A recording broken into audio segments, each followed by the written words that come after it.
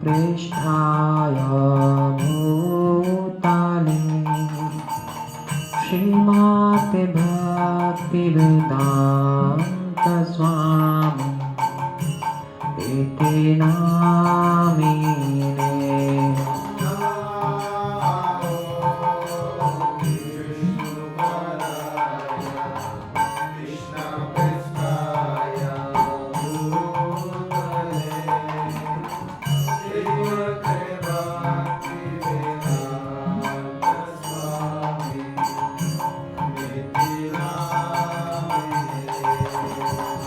Namaste Saraswati Devi Gauravani Pracharine Nirvishesha Shunyavadi Pashata Deshatarine.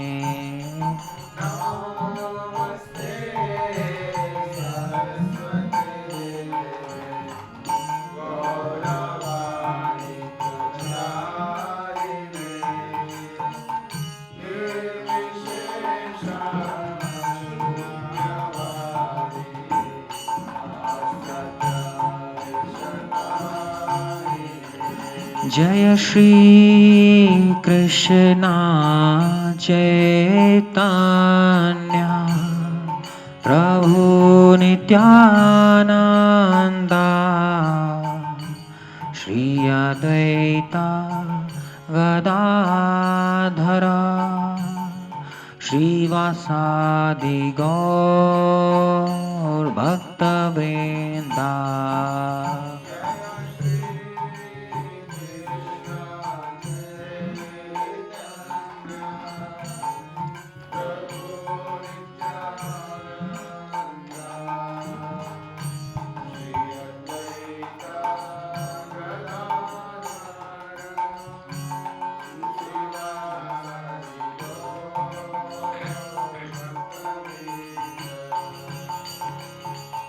Hare Krishna,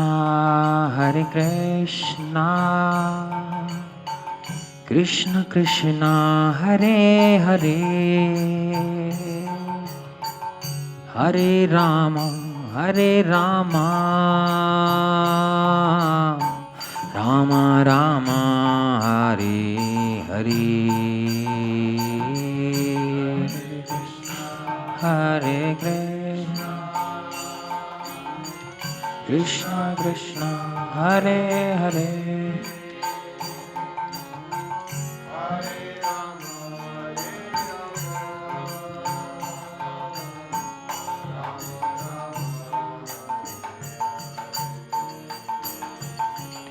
Hare Krishna, Krishna Krishna, Hare Hare,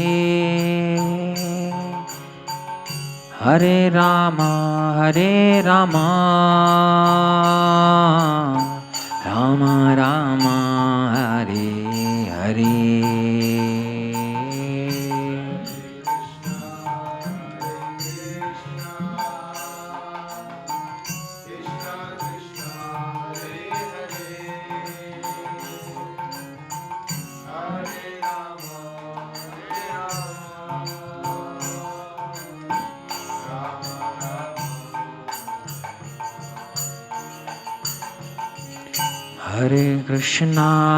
Hare Krishna, Krishna Krishna, Hare Hare, Hare Rama, Rama Rama, Hare Hare.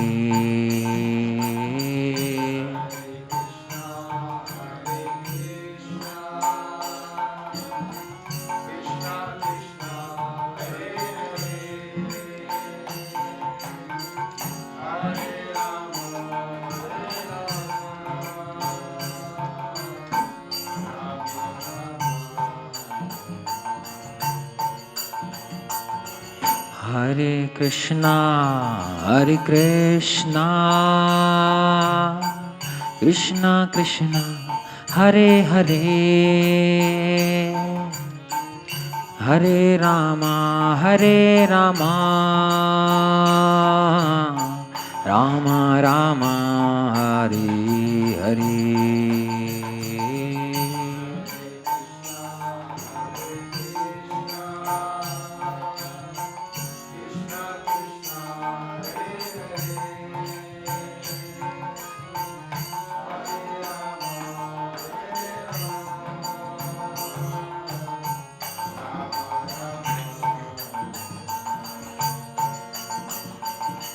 Hare Krishna,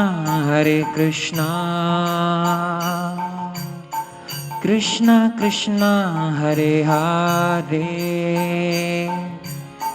Hare Rama, Rama Rama, Hare Hare.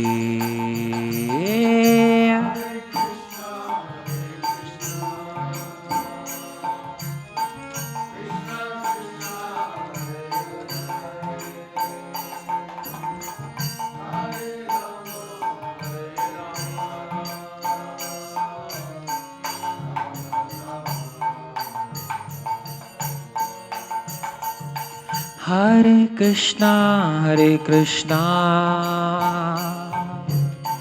Krishna Krishna, Hare Hare, Hare Rama, Rama Rama, Hare Hare.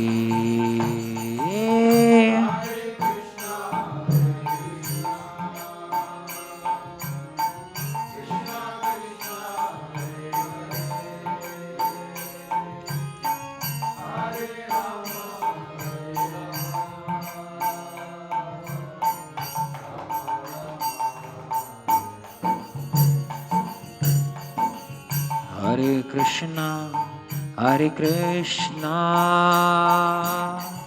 Krishna Krishna, Hare Hare, Hare Rama, Rama Rama, Hare Hare.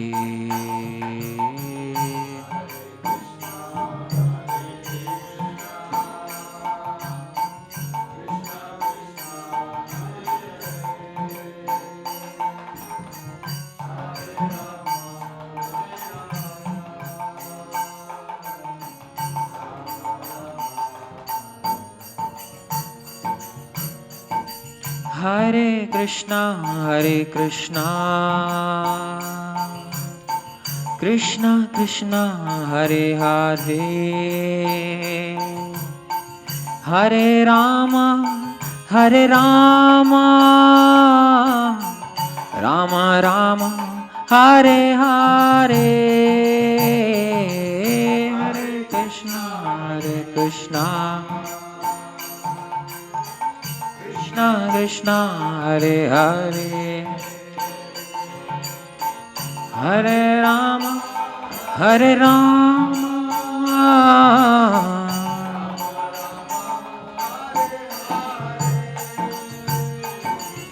Hare Krishna, Krishna Krishna, Hare Hare, Hare Rama, Rama Rama, Hare Hare.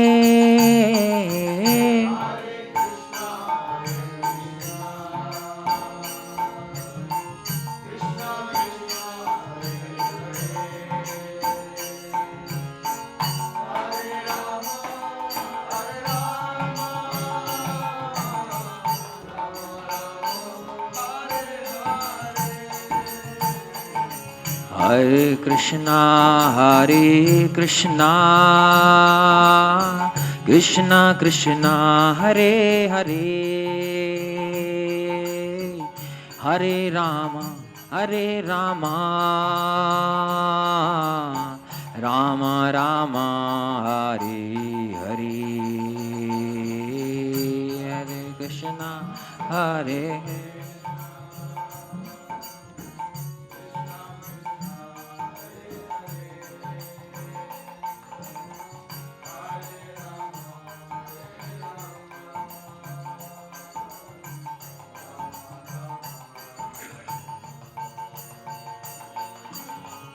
Hare Krishna, Krishna Krishna, Hare Hare, Hare Rama, Rama Rama, Hare Hare.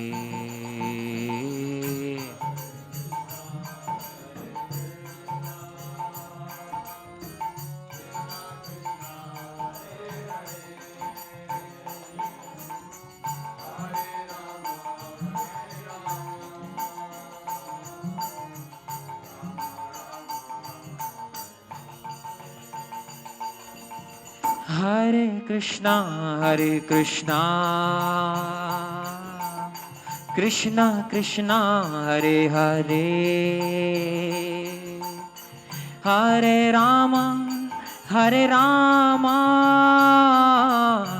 Rama Rama, Hare Hare, Hare Krishna,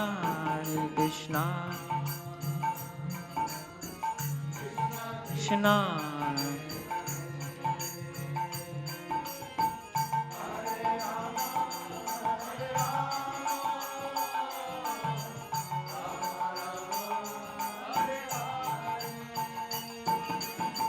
Hare Krishna, Krishna Krishna, Hare Hare, Hare Rama, Rama Rama, Hare Hare, Hare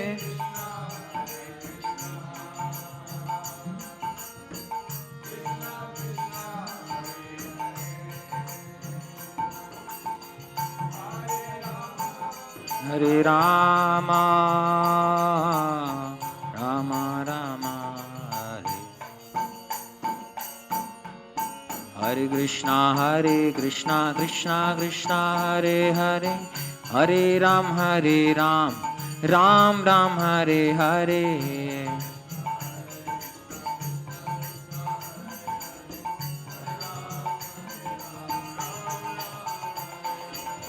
Hare Krishna,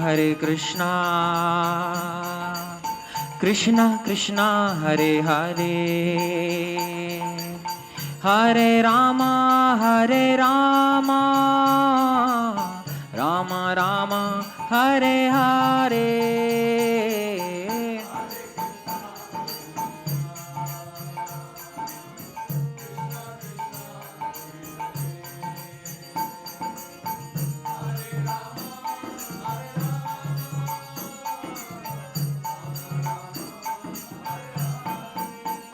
जय राधा कृष्ण चंद्र, राधा कृष्ण चंद्र राधे,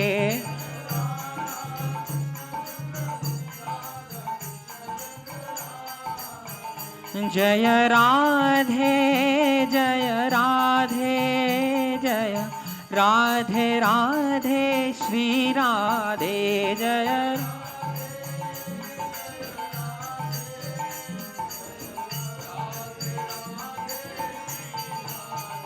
जय कृष्ण बलराम कृष्ण बलराम कृष्ण बलराम जय वृंदावन धाम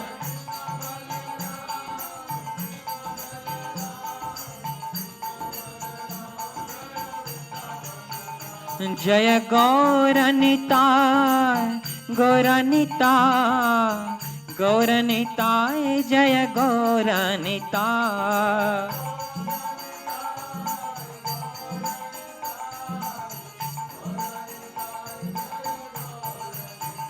जय श्रीनिवास गोविंदा जय श्रीनिवास गोविंदा श्रीनिवास गोविंदा जय श्रीनिवास गोविंदा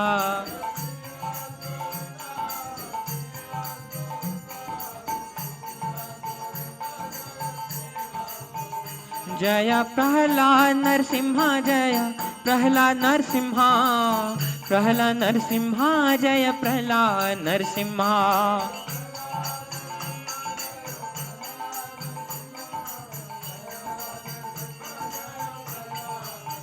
जय जय गुरुदेव प्रभुपाद गुरुदेव प्रभुपाद गुरुदेव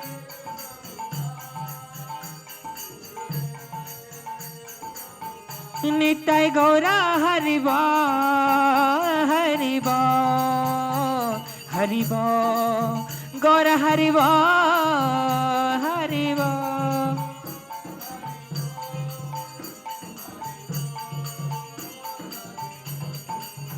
श्री हरिनाम संकीर्तन की जगत गुरु श्रीला प्रभुपाद की ताई गौर प्रमानंदे. So now I'll be reading from Nectar of Devotion, Chapter 6, How to Discharge Devotional Service. As is explained in the Nectar of Devotion itself, the practice of Bhakti Yoga is to be done systematically. The very beginning is called sadhana bhakti or devotional service in practice. The sadhana bhakti also is done in two levels. One is following the specific rules and regulations for practice of bhakti. There are 64 rules mentioned by Srila Rupa Goswami in this Nectar of Devotion, which one has to follow in the beginning.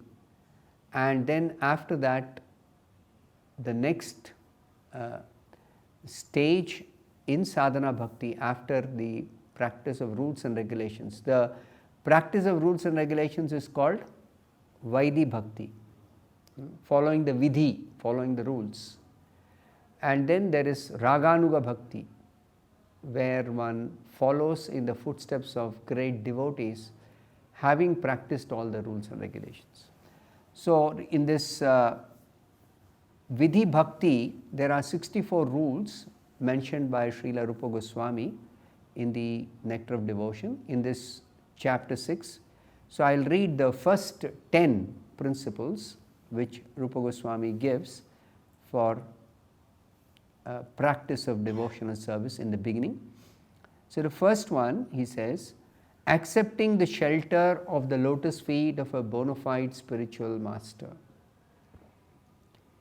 Second one, becoming initiated by the spiritual master and learning how to discharge devotional service from him. The third one is obeying the orders of the spiritual master with faith and devotion. The fourth one is following in the footsteps of great acharyas or teachers under the direction of the spiritual master. The fifth one is inquiring from the spiritual master how to advance in Krishna consciousness. The sixth one is being prepared to give up anything material for the satisfaction of the Supreme Personality of Godhead, Sri Krishna. So Srila Prabhupada says, this means that when we are engaged in the devotional service of Krishna, we must be prepared to give up something which we may not like to give up.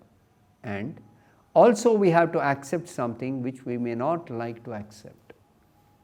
The seventh one is residing in a sacred place of pilgrimage like Dwarka or Vrindavan. The eighth one is accepting only what is necessary or dealing with the material world only as far as necessary. The ninth one is observing the fasting day on Ekadashi. And the 10th one is worshipping sacred trees like the banyan tree. So let us discuss these 10 principles in a little more detail. These 10 principles or rules mentioned are the positive do's, what we should do to practice Bhakti Yoga. The next 10 will be what we should not do. So the very first principle is accepting the shelter of a bona fide spiritual master. Now in the scriptures it is explained that spiritual master is an absolute necessity for anybody serious about practicing Bhakti Yoga. in all the scriptures it is mentioned, particularly in the Bhagavad Gita, Krishna says, Tad vidhi pranipatena pariprashnena sevaya upadekshanti te jnanam jnaninas tattvadarshinaha. In the 4th chapter, Krishna is describing transcendental knowledge. So he is telling, after describing the varieties of transcendental principles, he says, to learn these principles, one must approach a bona fide spiritual master. And in the Upanishad, it is specifically said, Tad vijnanartham sagurum eva abhigachet. Abhigachet means one must. There is no choice in this connection. One must approach a bona fide spiritual master. Samit panihi shrotriyam brahmanishtam. So, what are the qualifications of such a spiritual master? Shrotriyam, he has himself heard the transcendental knowledge from another bona fide spiritual master. Brahmanishtam, and he has become fixed up in the absolute truth, in the understanding of the absolute truth, or he has become fixed up in Krishna consciousness. Similarly, in the Bhagavad Gita it says, Jnaninaha tattvadarshinaha. He is full with knowledge and he has also realized that knowledge. It's not just theoretical knowledge, it's also realized knowledge. That means he leads a life which is completely based on the principles of transcendental knowledge. So, in practice, he is like a living Bhagavata. He is like a living Bhagavata. So, whatever the Bhagavatam is explaining, you can see it in his personal life. 24 hours he is engaged in devotional service of Krishna. So, one has to accept the shelter of a bona fide spiritual master. What does this mean, accepting the shelter of a bona fide spiritual master? That means any person who is serious about spiritual life, it says here, must seek out a bona fide spiritual master and take shelter of him by initiation. Initiation means accepting the spiritual master's instructions, ready to accept spiritual master's instructions, which one should follow in order to actually advance in Bhakti Yoga. So, the spiritual master accepts the disciple who is serious about spiritual advancement, and the disciple accepts shelter means the spiritual master will agree to guide the disciple, to correct the disciple if he makes a mistake, to give instructions, specially give instructions step by step. Just like you enroll in a school, your goal is to, let us say, become a medical professional, but you begin by going to kindergarten or first grade, and then graded way the school will prepare you for entering the professional course, first grade to 12th grade or something like that. So, similarly in spiritual life also there are the beginning lessons. Just like in this Nectar of Devotion, it is explained, these are the initial rules to be followed. So, one should take shelter of a bona fide spiritual master, means come under his protection. It is something like enrolling in a school or a college for the course. Then the professor or the teacher will teach you once you enroll for a course. So, like that, one actually approaches spiritual master and requests that he be accepted as a disciple. Then the spiritual master will guide the disciple in order to help him to practice and make advancement. And it is also mentioned here that one should not accept a spiritual master as a spiritual master, someone who is a fool number one, who has no direction according to scriptural injunctions. So, spiritual master cannot be simply somebody whom looks like a sadhu or looks like a guru. No, it's not that external appearance is all in all. No. The important thing is the spiritual master is guided by three authorities: by his own spiritual master, guru, sadhu, the previous acharyas, and shastra, the bona fide scriptures or the Vedic literature. So, according to scriptural injunctions, he is actually following everything himself, and he is also teaching according to scriptural injunctions. And it is said here, his character should not be doubtful, spotless in character. This is one of the qualifications of a spiritual master, spotless in character.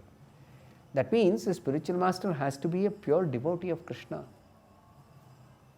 He is 100% engaged in devotional service to Krishna 24 hours a day. This is one of the qualifications of a bona fide spiritual master.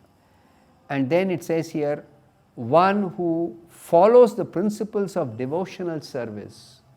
In fact, the scriptures say, even if one is a very learned Brahmana, if he is not a Vaishnava, if he is not a devotee of Krishna, fixed up in devotional service, then he is not fit to be accepted as a spiritual master. Avaishnavo gururna syat. Shatkarma nipuno vipro mantra tantra visharadaha avaishnavo gururna syat. So, one should not accept a spiritual master who is a non-devotee, even though he may be very learned in the scriptures. But if he is not a devotee of Krishna, because unless one is a devotee of Krishna, it is not possible to realize Krishna as the supreme absolute truth. Bhaktya mam abhijanati yavan yaschasmi tattvataha tato mam tattvato gyatva vishate anantaram. So, one of the most important qualifications for a spiritual master is he should have realized the truth. So, the truth, ultimately the absolute truth is Krishna, as declared in the Bhagavad Gita and the Bhagavad. Bhagavad Gita is declared Param Brahma, Param Dhama, Pavitram, Paramam Bhavan, Purusham, Shashvatam, Divyam, Adidevam, Ajam Vibhum. So, Krishna is the Parabrahma. Krishna is the supreme Brahman. Krishna is Param Satya, the absolute truth. So, therefore, realizing Krishna is not possible without one becoming a devotee of Krishna. Therefore, unless one is a devotee, one is not qualified to be a spiritual master. So, therefore, it is said one who follows the principles of devotional service is a bona fide spiritual master. One who has conquered the influence of the 6 sense gratifying agents, particularly for somebody to act in the position of spiritual master, one should have conquered the 6 sense gratifying agents. What are the 6 sense gratifying agents? They are mentioned as the tongue, the genitals, the belly, the anger, mind, and words. The tongue, belly, and genitals are in one straight line, and these are very important to control these sense gratifying agents. Control eating, control speaking. Among all the senses, the scriptures say the most difficult one is to control is the tongue. So, tongue has got 2 functions, speaking and tasting. So, one has to control speaking and one has to control eating. So, it is said that a bona fide spiritual master, he only speaks that which is in relationship with Krishna. That's the qualification of a spiritual master. He is all the time hearing, glorifying the supreme absolute truth Krishna. then one should conquer the anger. Anger is the result of the rajoguna. Kama esha, krodha esha, rajoguna samudbhavaha. Krodha is due to lust.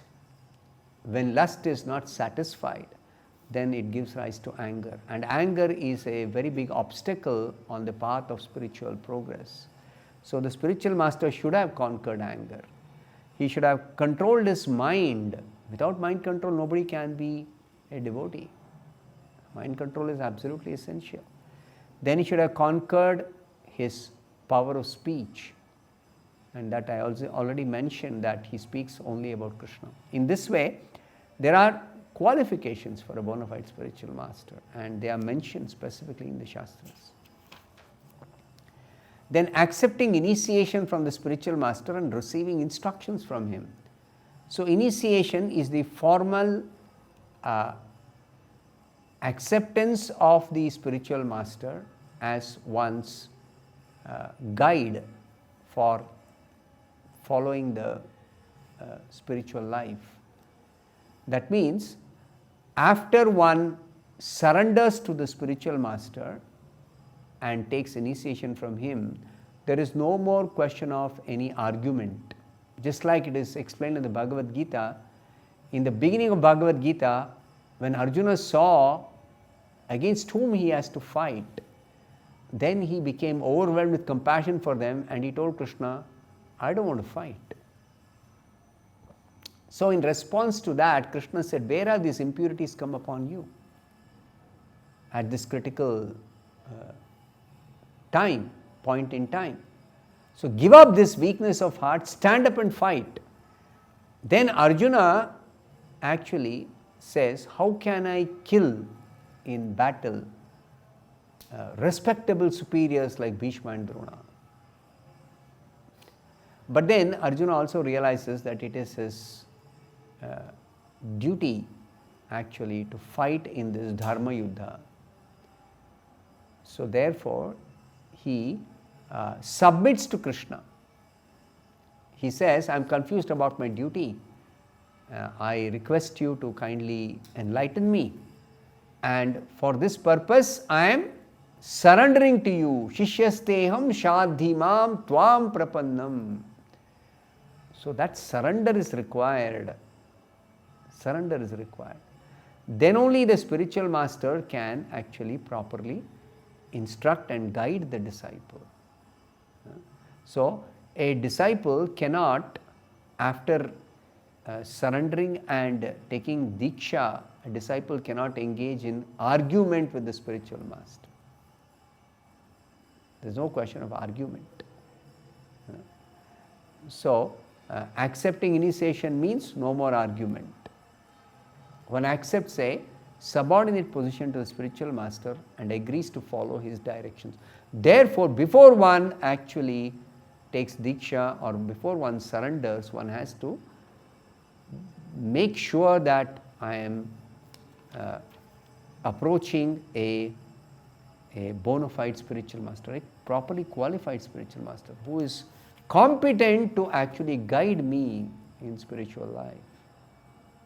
So one has to be sure about it.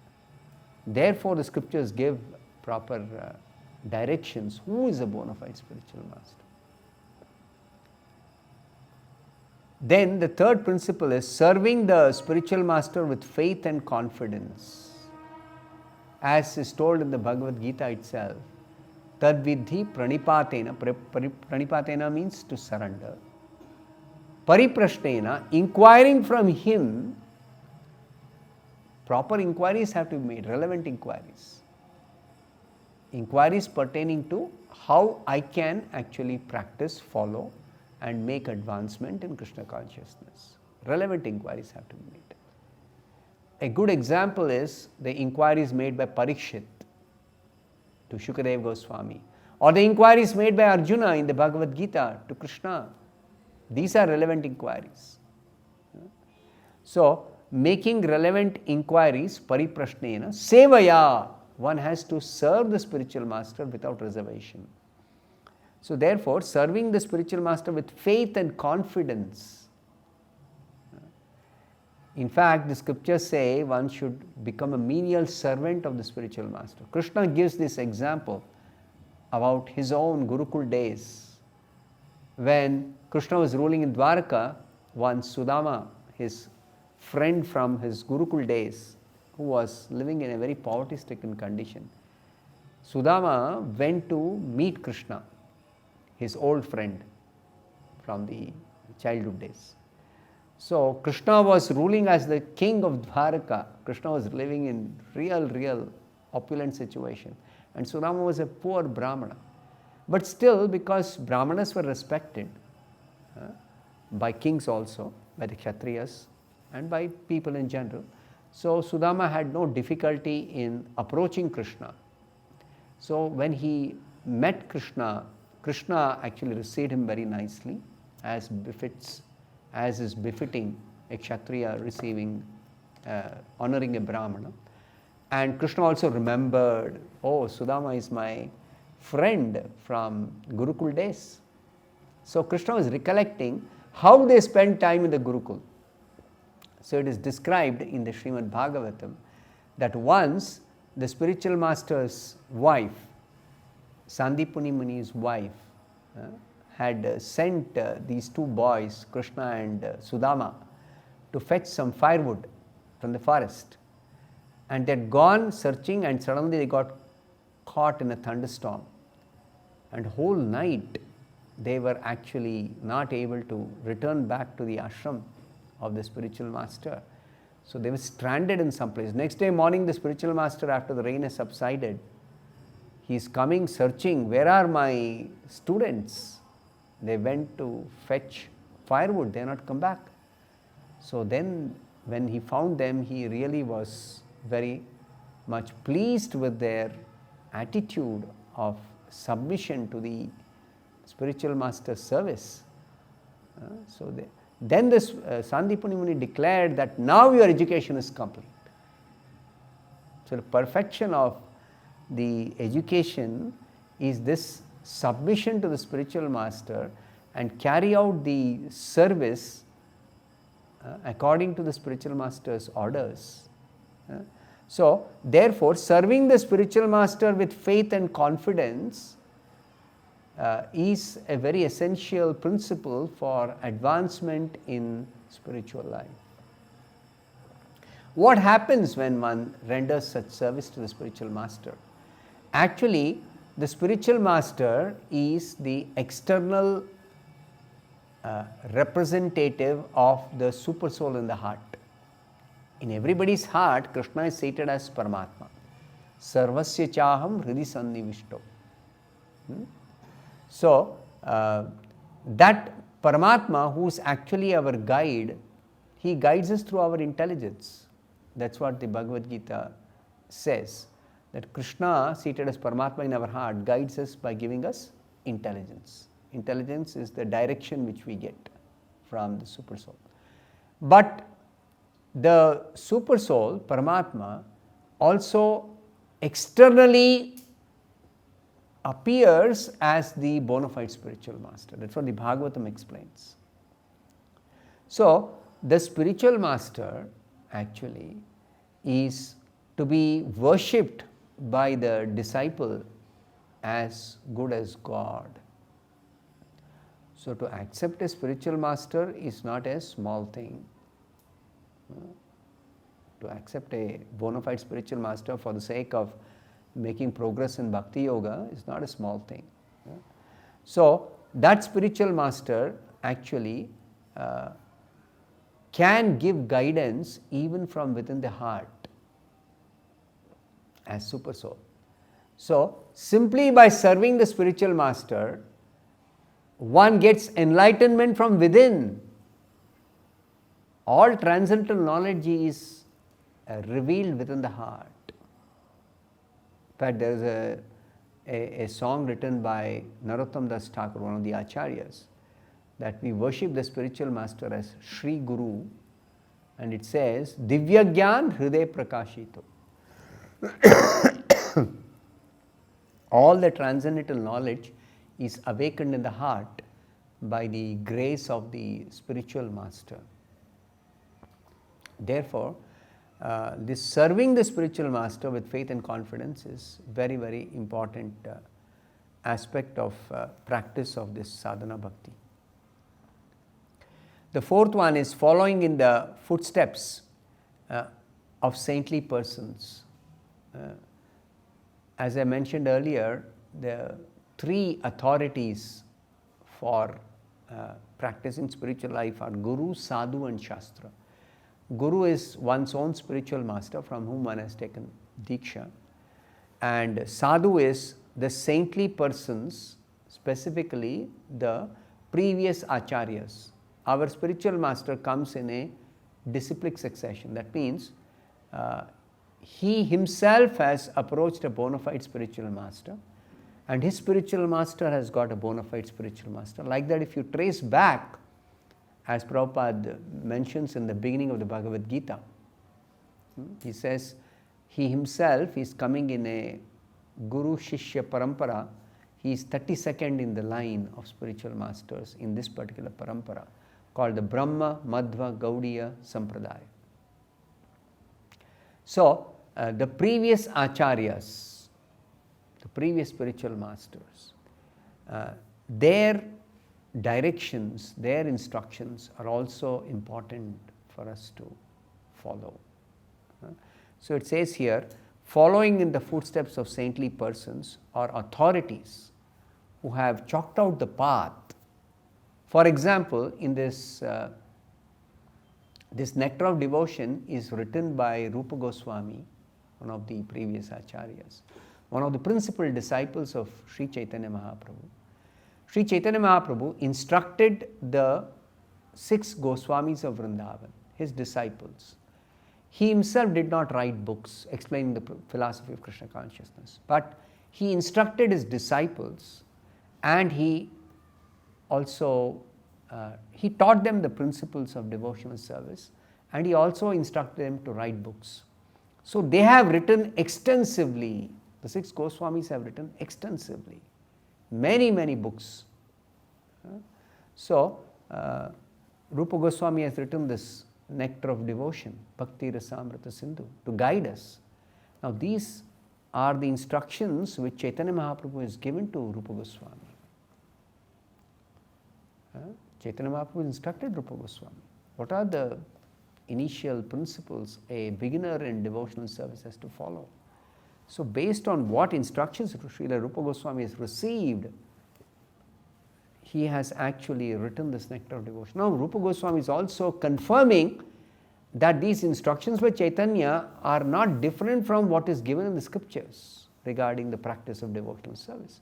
That's why he is giving evidence regarding the devotional principles from the scriptures. So therefore, Guru, Sadhu, Shastra. So following in the footsteps of saintly persons, and these saintly persons strictly adhere to the principles as explained in the scriptures. They don't contradict the scriptures. Then the next principle is inquiring about eternal religious principles. Sadharma Pruchha. See, our goal should be, we should be fixed in our goal of practicing spiritual life. The goal is to progress, to awaken our dormant love for Krishna, dormant pure devotion. Pure devotion is nothing but love for Krishna. So to awaken that Krishna prema or Krishna bhakti is the goal. Now towards that goal, we should understand, or we should try to inquire what are the things that help this following the devotional principles. What are the to achieve that goal of Krishna prema, what are the principles I should follow? And these principles are eternal religious principles. They are not based on the body one has got, or the birth one has taken, or the material position one has. Just like chanting Hare Krishna. is an eternal principle, eternal religious principle. It is not dependent on your particular position or your current situation. Anybody can chant and everybody should chant. That also is recommended in the scriptures. So like this, inquiring about eternal religious principles is the fifth principle. Then the sixth one is being prepared to give up everything material for Krishna's satisfaction. In fact, we should understand that the biggest obstacle for our spiritual progress is our material attachments. Due to association with this material nature, we have developed so many material attachments, and based on the material attachments we are actually engaged in so many material activities. And what is the result of these material activities? They give rise to what is called as material reactions, and these material reactions force us to actually take repeated birth in this material world. Essence of material existence as described in the Bhagavad Gita is Janma, Mrityu, Jara, Vyadhi, Dukkha, Dosha, Anudarshanam. Material life means, life in material world means one has to undergo the repetition of birth, death, disease, old age. Now, so much talk about coronavirus. So disease is certainly a big botheration. It is a big misery. It's a very serious problem, right? So, like that, the Bhagavad Gita is pointing out in the 13th chapter. Krishna points out what are the four fundamental miseries which afflict everyone in the world. Nobody is exception to this. Birth, death, disease, old age. So therefore, material life is characterized by these four fundamental miseries. Therefore, it is not very good to engage in material activities, because by engaging in material activities you are bound to repeat birth and death. So to stop this repetition of birth and death, it means to actually change our activities from material activities to spiritual activities. Some philosophers, they say you have to stop all material activities and become inactive. But it is not possible for anybody to be inactive. It's the nature of the soul, spirit soul, to be always active. Therefore, if we cannot be inactive, then and also we have to stop all material activities to stop this repetition of birth and death. What should we do? So the scriptures say you should engage in spiritual activities. So spiritual activities are nothing but devotional service. Bhakti is activity of the soul. Bhakti is activity of the soul. Therefore, to engage in devotional service, we have to actually be prepared to give up everything material for Krishna's satisfaction. Just like we have got simple principle that give up meat eating. Now somebody may wonder, what has meat eating got to do with practice of devotional life?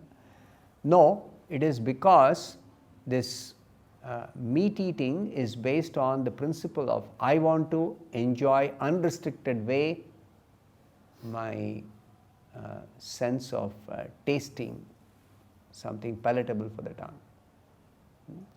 So such unrestricted sense satisfaction is actually material. It's a material attachment. So to give up this material attachment is possible by chanting, hearing and chanting the Hare Krishna mantra. So in the beginning one may not be able to strictly follow some principles of giving up some attachment to some material things, but by hearing and chanting Hare Krishna, it is It is possible to develop detachment from all these unnecessary attachments. It's called anartha. In Sanskrit, the word is anartha. Anartha means that which is unwanted. We can live by eating some nice vegetarian food stuff. It's not that one has to eat meat to maintain one's body. No. But it is a misconception that some people may have, but it is clarified that it is anartha. Meat is anartha. Like that, all these anarthas have to be given up. Unnecessary attachments we have developed or unnecessary material engagements we have to give up. So that's why it says here, this being prepared to give up everything material for Krishna's satisfaction is one of the principles one should accept in order to advance in spiritual life, in order to progress in Bhakti Yoga. Then the next principle is residing in a sacred place. A sacred place is actually surcharged with a spiritual atmosphere. It's a place which is surcharged with spiritual vibration. Just like the example is given, places like Dwarka, Vrindavan, Mathura. What is the special thing about these places? That Krishna, when he incarnated 5,000 years back, he appeared in Mathura. Then he performed some of his pastimes in Vrindavan. Then he performed some more pastimes again in Mathura. And he performed some pastimes in Dwarka. So those, Krishna, of course, he appeared 5,000 years back and he went back to his personal abode after about 125 years of performing his pastimes in this material world. So when Krishna went back, he left behind his Dhamma. The spiritual abode of Krishna descends with Krishna. When Krishna comes down, his spiritual abode comes with him. And when Krishna returns to this spiritual abode, then Krishna does not take back. Krishna leaves behind. So Krishna's abode, which he brought down, is still there. So one can visit even now a sacred place like Dwarka or Mathura or Vrindavan and actually experience that atmosphere which is surcharged with devotion or bhakti. Even now one can experience. So also it is said, if at home one is able to actually follow the principles of Krishna consciousness. Chaitanya Mahaprabhu has given some very, very important principles everybody must follow if they are very, very serious about practicing devotional service. He says if you can chant, hear and chant Hare Krishna, if you can worship a deity or a picture of a deity every day, and if you can hear or read Srimad-Bhagavad Gita or Srimad-Bhagavatam daily basis, and if you can actually serve the pure devotee or pure devotee's mission in this material world, then by these four principles your house becomes actually a holy place. So residing in a sacred place means residing in a place where these principles of practice of devotional service are prominent. So what is special about Vrindavan? Vrindavan, the devotees in Vrindavan are always engaged in Krishna consciousness. And that's how it actually is fit to be called a sacred place or a holy place. Similarly, your home, if you are constantly engaged or always engaged, on a regular basis you engage in devotional activities, your home becomes a sacred place. So residing in a sacred place means actually sanctifying your home by regularly practicing the devotional principles. Then the next principle is accepting only what is necessary. That is, Srila Prabhupada explains one should not neglect following the principles of devotional service. That means positively one must follow the rules and regulations. And one should accept the rulings of devotional service which one can easily perform. For example, there is a recommendation that one should chant Hare Krishna mantra at least 100,000 times daily on his beads. One should chant 100,000 names of Krishna every day. But one may not be able to chant this number of times. So then what can one do? That's why it says here, if this is not possible, one should actually minimize his chanting according to his own capacity. Therefore, it is recommended that when one begins devotional service, we generally say that chant 108 times every day. Just 108 times the Hare Krishna mantra. It takes just about 10 minutes, at most 10 minutes. So you begin that way and gradually increase as you are able to practice strictly every day this chanting of at least 108 times. Then you can gradually increase. So this accepting only what is necessary also includes not burdening oneself by making a vow that I will chant 100,000 times every day. No, not accepting the devotional practice as a burden. No, that is not the idea. Then the next principle is observing fasting on Ekadashi. In spiritual life, certain activities are called determined. That means one must follow certain principles.